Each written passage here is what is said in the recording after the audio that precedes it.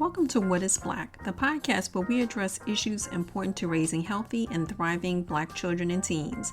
I'm your host, Dr. Jacqueline Duget. Hi, everyone, and welcome to another episode of What is Black podcast. I'm so excited for our new guest, Tomi Akitunde.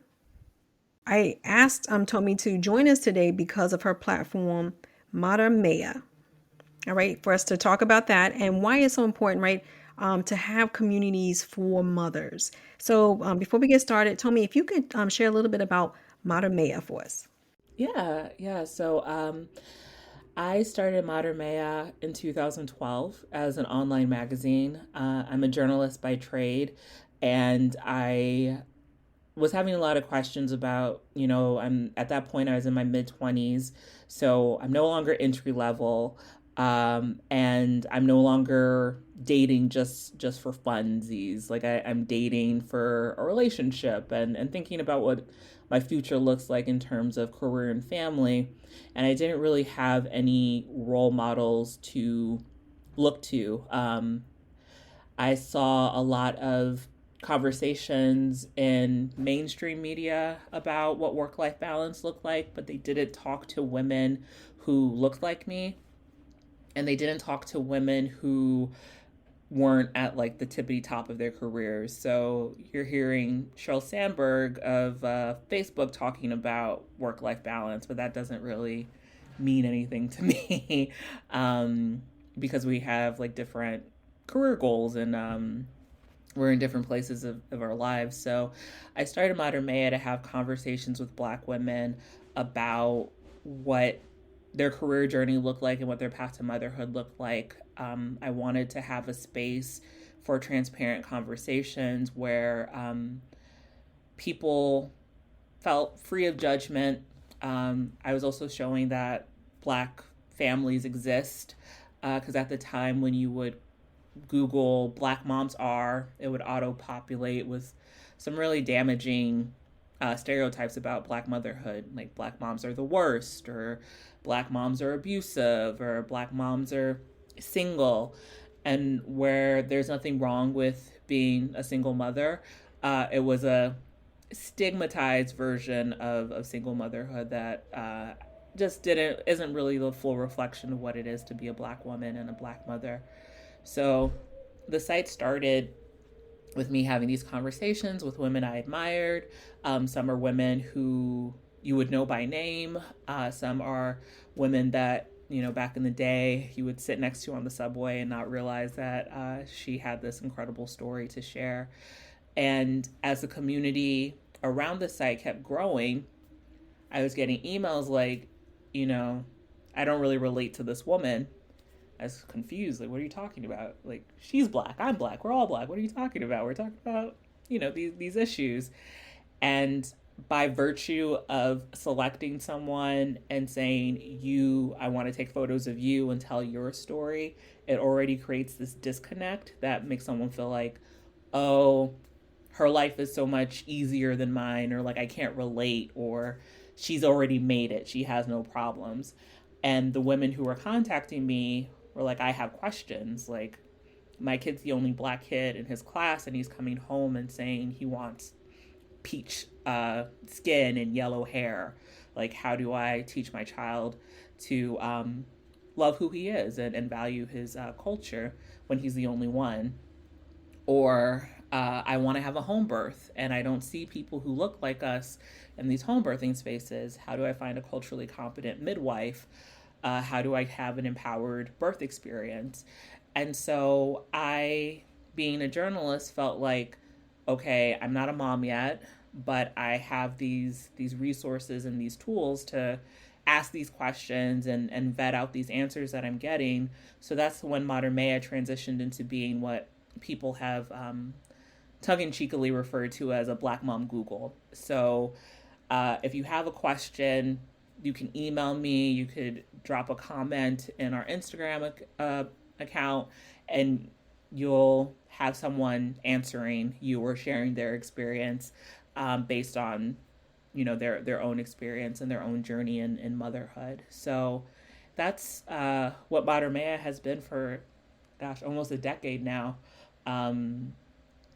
we launched on Mother's Day, 2012. So yeah, it's been a journey, but it's something that has really given me a lot of personal meaning, and then also just being able to provide a space for the community has been really affirming.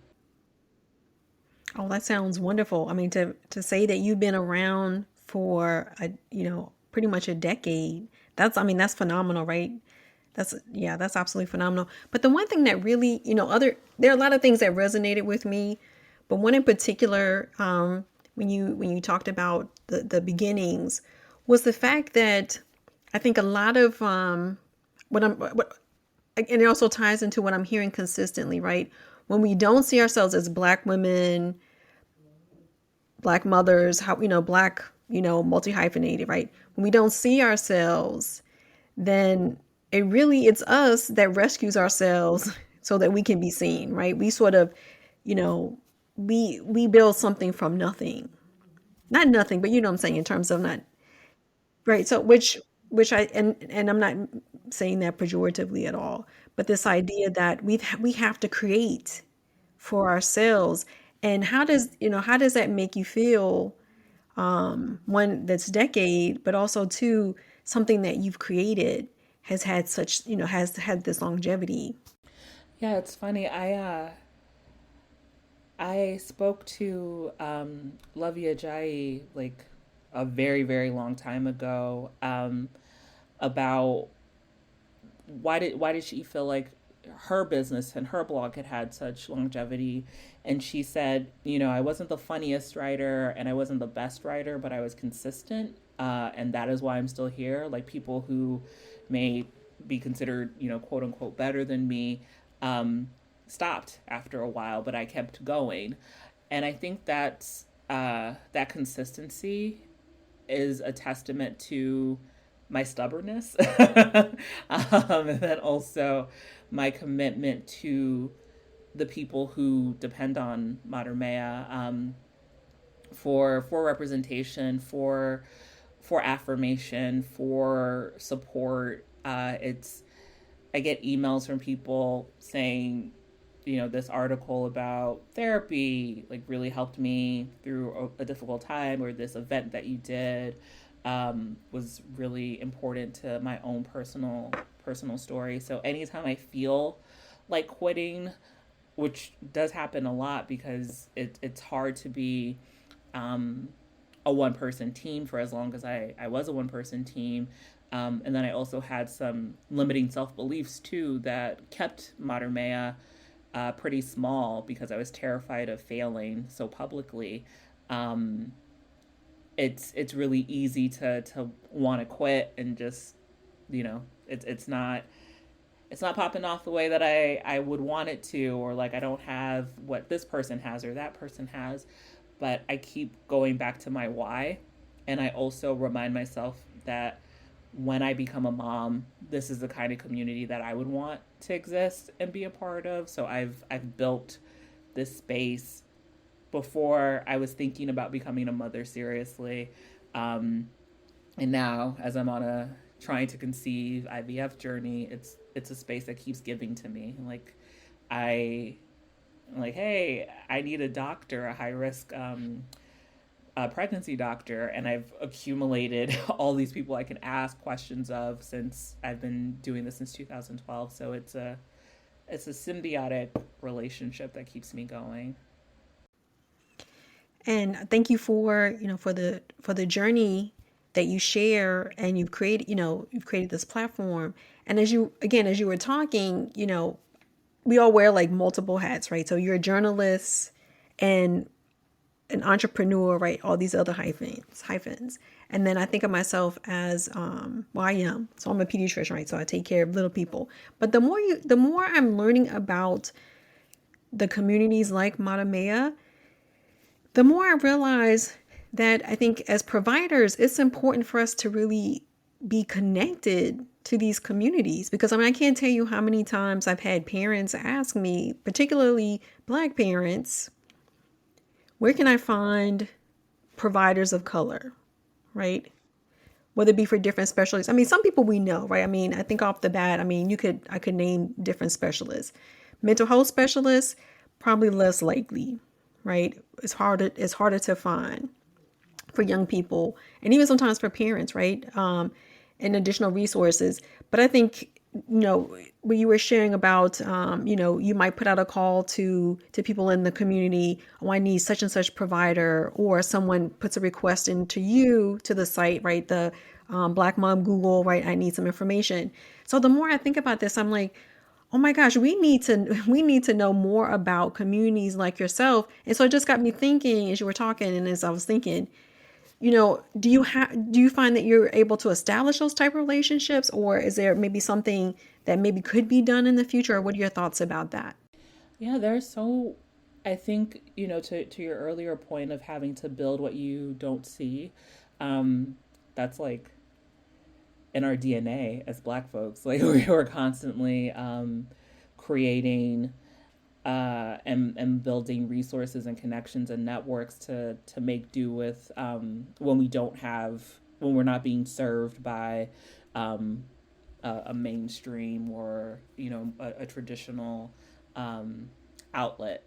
So I have been in awe of so many of these different types of creators or care providers who have created that directory. So for therapy, I always direct people to Therapy for Black Girls, which is just like this huge directory of Black women and men therapists around the country, who they upload their profiles. You can read their information, go to their website and see if they take your insurance. They also have a filter by insurance, because like working with a Black provider is not to say that you can't get the kind of treatment you would need from a provider of a different race, but if that's your preference, I completely understand. So there's a directory for that. There's also an app called Health in Her Hue that is similarly a directory of Black medical care providers. So you filter out based on, am I looking for a dermatologist, a primary care provider, and whoever has uploaded their profile to the app, you can find them there. There are all these different people who saw a gap or a void in their space for us and created a solution for it. And so I find that, like, anytime I find something, like, I'm sharing it, because I don't believe in being a gatekeeper or the single source of truth for a community. Like, the more people who are creating and providing these resources, the better. And it needs to be shared widely, because it's desperately needed across all these different needs. And so you shared a resource that I was not aware of. So thank you, right? So again, I think this, you're sort of, proving and providing evidence to the fact that, if I meet someone and, create this community and this connection, what information I can learn, right? And again, what your community does. Because again, I'm thinking as a provider, right? When I'm struggling to try to find out like my list of resources, I figure like, okay, the more I get to know communities like yours, then that's something I can refer, and parent can decide, if that community fits for them or not. But I think it's still it's an additional resource, and it's just a reminder. It's like, okay, it's great to have these connections, right? To know about resources so that, I can help other parents and families, which is great. Yeah, no, that's amazing and so needed. Like, it's crazy. We're inundated with all these news stories about that kind of pathologize being Black, like, and not the other. They make being Black seem like it's the problem and not the institutions that have the bias that lead them to treat Black people horribly. Um, and so you'll see these studies that are like, oh, when a Black mom and her baby are cared for by a Black doctor, their likelihood of surviving pregnancy and delivery improve. Um, however many percentage points, and it's like, great, I have that information now. How do I find a black doctor who takes my insurance, or how do I find, a black pediatrician to, take care of my child? Like, we have all these data points that like are kind of terrifying. But yeah, like it's okay, like what's the next step? Which is what I always try to do with Mater Mea. I always want someone to walk away from it feeling like, okay, there's at least one thing I got from this article or this Instagram live or this conversation that I can apply to my life and have a little bit of improvement or a little bit of feeling empowered and in control of the choices that I make and how I parent and how I show up as a person. So, I mean, so you sort of segued into one of the next questions I wanted to ask, right? So, again, the themes of your website and social media, like you mentioned, are to uplift and empower women. And I wanted to find out from you what uplifts and empowers you. Yeah, I have been someone who um, does not like leaning on people for support. I always thought that it was a sign of weakness, or like, oh, you're lazy. Oh, you should be able to figure this out, or you're dumb. Why don't you know that already? Like, for reasons that we can't get into because I know this isn't therapy. I just had this narrative in my head that I'm not allowed to ask for help. Um, and I can tell you that the minute that I started asking for help and I started building community with other Black women entrepreneurs, my ability to be empowered and to feel uplifted has just like improved so much. So being in mastermind groups with Black women is something that makes me feel uplifted and empowered. Not needing to have this like wall up or this strong Black woman narrative, or feeling like I have to outperform everybody and do it by myself. um, it it made life so much more difficult than it needed to be. And the minute that I was like, okay, I don't know everything, and that's okay, and I am not afraid of looking dumb, and not having the right answers. Um, it's yeah, I would say being in community with other people, but especially other Black women entrepreneurs, has been really helpful for me the last 2 years.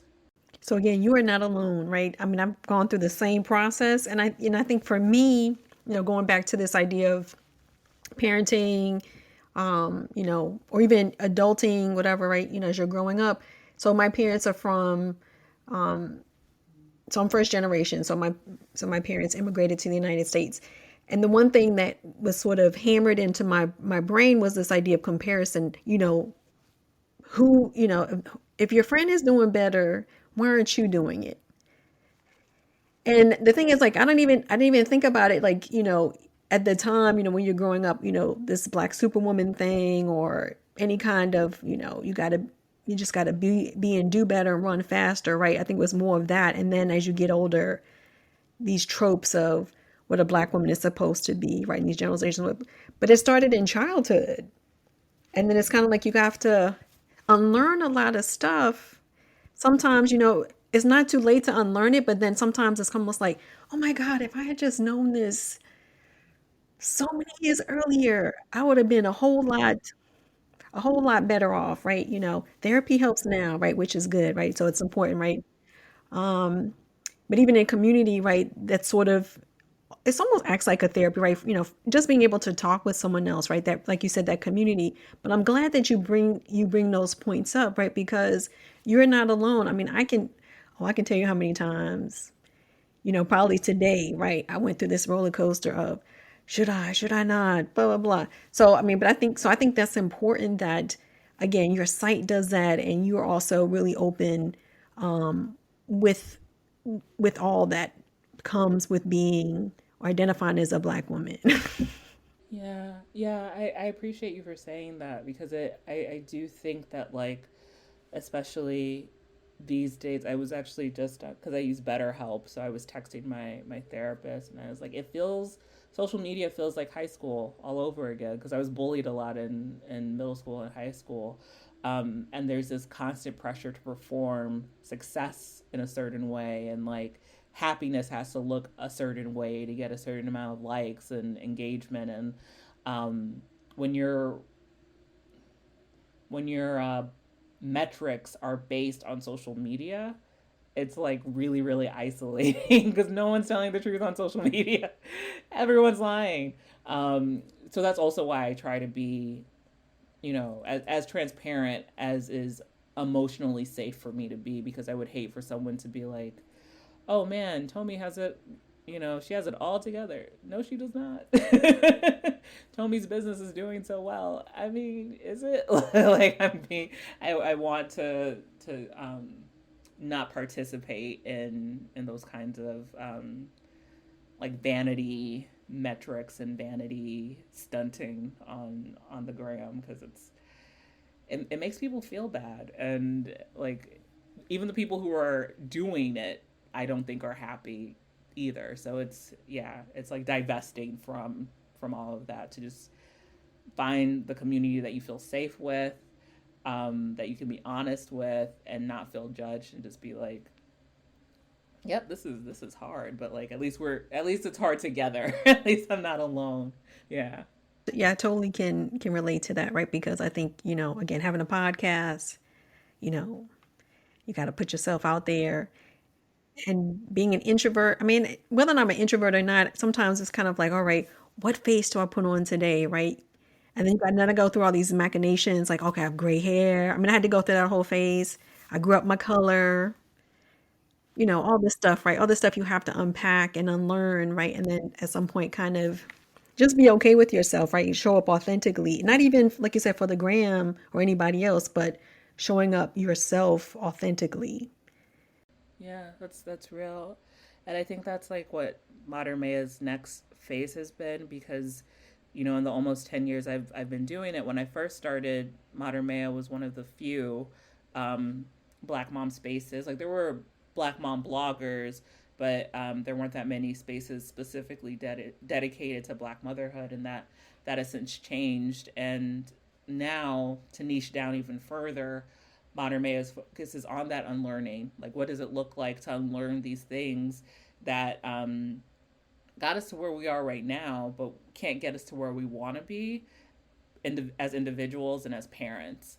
So, providing that space for conversations about what does unlearning look like, what does self parenting look like, what does healing while you're parenting looks like, has been the next phase of Modern Maya, to have those conversations, because I think there's a lot of judgment placed on mothers, which isn't like a unpopular opinion. It's like I'm not saying anything groundbreaking, but to have a space where you don't feel that judgment, and you're with like-minded people who are interested in doing that same kind of work.